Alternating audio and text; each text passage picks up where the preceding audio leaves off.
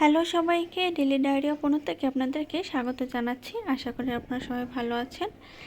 আজকে আপনাদের সাথে একটি রান্নার রেসিপি শেয়ার করব। রান্নাটি হলো কই মাছের তেল ঝাল রেসিপি।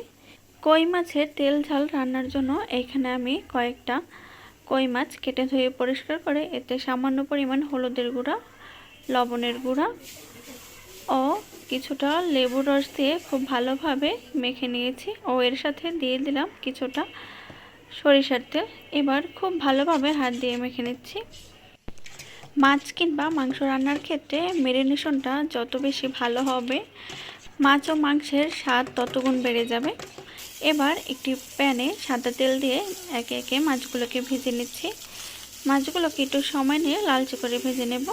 মাছগুলো এক পাশ ভাজা হলে অন্য পাশ উল্টে দেব। অন্য পাশটা ভাজা হতে থাক। এখন একটি মশলা তৈরি করে নিচ্ছি।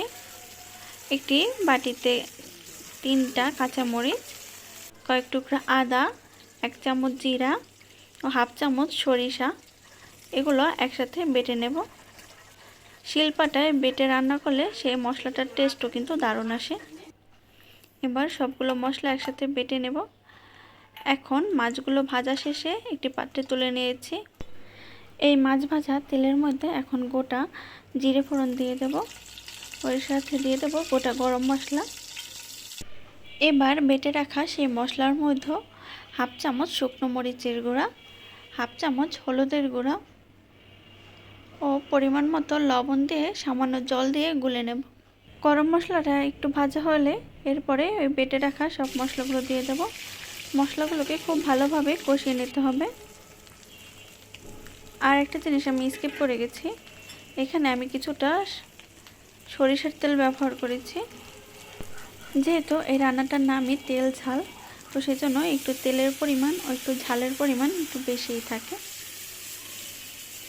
এবার মশলা কষানো হলে পরিমাণ মতো জল দিয়ে দিলাম। ঝোলটা ফুটে উঠলে এবার আগে থেকে ভেজে রাখা কই মাছগুলোকে দিয়ে দেব। মাছগুলোকে দিয়ে ঢাকনা দিয়ে 5 থেকে 7 মিনিট রান্না করব। মাছগুলো ঝোলে দেওয়ার পরে একটা পাশ হয়ে গেলে অন্য পাশটা উল্টে দেব। এখন মাছগুলো যখন ঝোলটা একটু গায়ে মাখা হয়ে আসবে, উপর থেকে তেল ভেসে উঠবে, তখন নামিয়ে নিতে হবে। দেখতেই পাচ্ছেন এর কালারটা বেশ লোভনীয় হয়েছে। আশা করি আমার এই রান্নার ভিডিওটি আপনাদের কাছে ভালো লেগেছে। ভালো লাগলে অবশ্যই লাইক, কমেন্ট, শেয়ার করে পাশে থাকবেন। আর নতুন নতুন রান্নার ভিডিওটি পেতে আমার পেজটিকে অবশ্যই ফলো করবেন।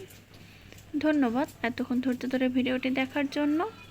এবার পাত্রে নামিয়ে নেওয়ার পরে এর উপরে ভাজা গরম মশলা গুঁড়া ও ভাজা জিরা গুঁড়ো দিয়ে গরম গরম ভাতের সাথে পরিবেশন করুন। ধন্যবাদ।